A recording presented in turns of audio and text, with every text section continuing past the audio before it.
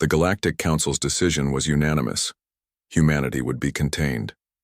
Ambassador Zekthar of the Vorthak Empire stood before the assembled representatives of 47 species, his crystalline form pulsing with satisfied blue light.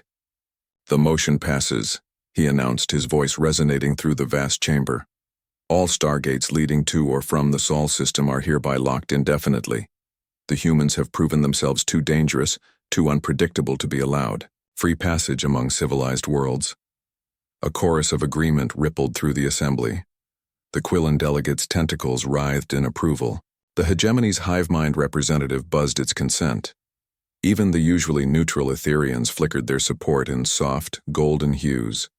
They had their reasons. Humanity's first contact with galactic civilization had been explosive. Within 50 years of discovering the Stargate network, humans had revolutionized 3 industries, started 2 trade wars, accidentally solved a century-old diplomatic crisis by completely ignoring protocol, and somehow convinced the notoriously xenophobic Graxians to open their first embassy in 400 years. "They don't follow the rules," complained Ambassador Enthril of the Trade Federation. "They see a regulation and immediately start looking for loopholes. They see a problem and solve it in ways that should be impossible. Their expansion rate is unprecedented," added the hegemony representative. "In 50 years, they've established colonies on 17 worlds. It took us 3 centuries to settle that many systems." Zekthar nodded gravely. "Most concerning of all, they refused to accept limitations. When we told them certain sectors were off-limits, they asked why, instead of simply complying. When we explained that the quantum storms in the Nexus Void made travel impossible, they started building ships to survive quantum storms. The vote was recorded, 47-0. The stargates leading to human space powered down with a finality that echoed across the chamber. Sol's system was now isolated, cut off from the galactic community that had welcomed them, then feared them. The Council expected protests, demands, perhaps even military action. What they didn't expect was silence. For 3 months, there was nothing. No communications, no attempts to force the gates open, no diplomatic entreaties. The humans had simply vanished from galactic affairs. Then the reports started coming in.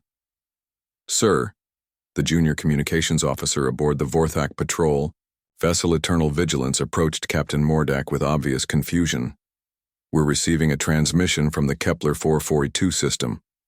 "That's impossible," Mordak replied without looking up from his reports. "That system is 17 light-years from the nearest Stargate.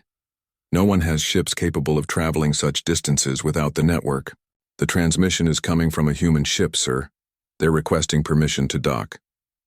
Mordak's crystalline form went completely clear, the Vorthak equivalent of shock. "Show me." The view screen flickered to life, displaying a sleek vessel, unlike anything in the galactic database. It moved with the fluid grace of something born in the void, its hull gleaming with unknown materials.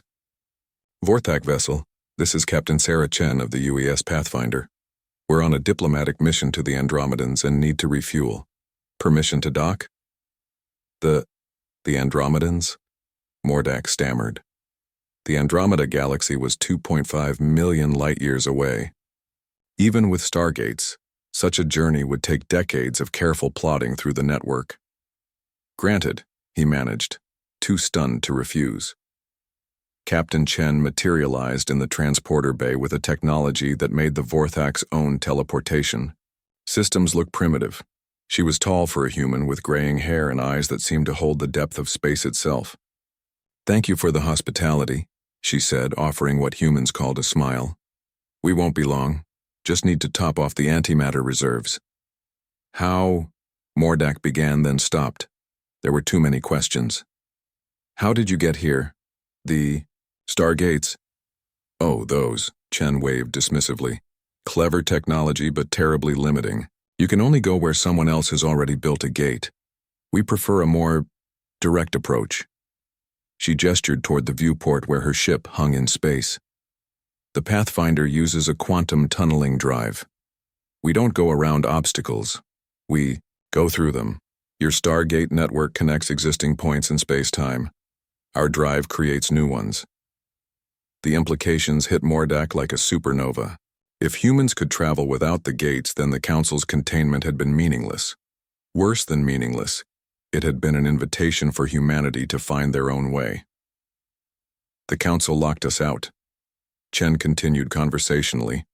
So we learned to pick the locks. Then we realized we didn't need their doors at all. We could make our own.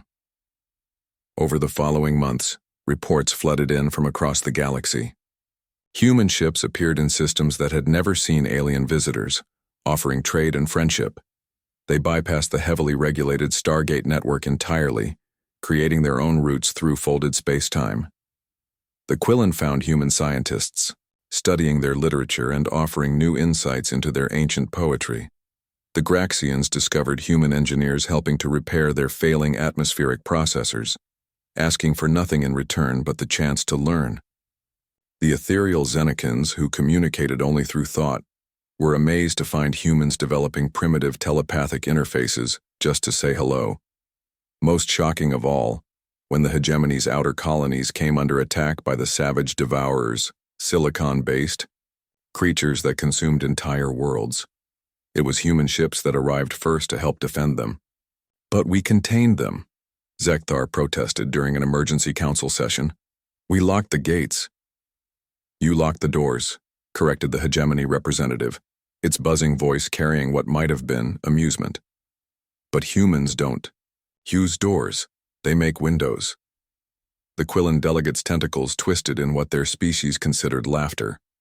The great irony is that by trying to contain them, we've only proven their point. They said the galaxy was too small for arbitrary boundaries. Now they're proving it by leaving the galaxy entirely.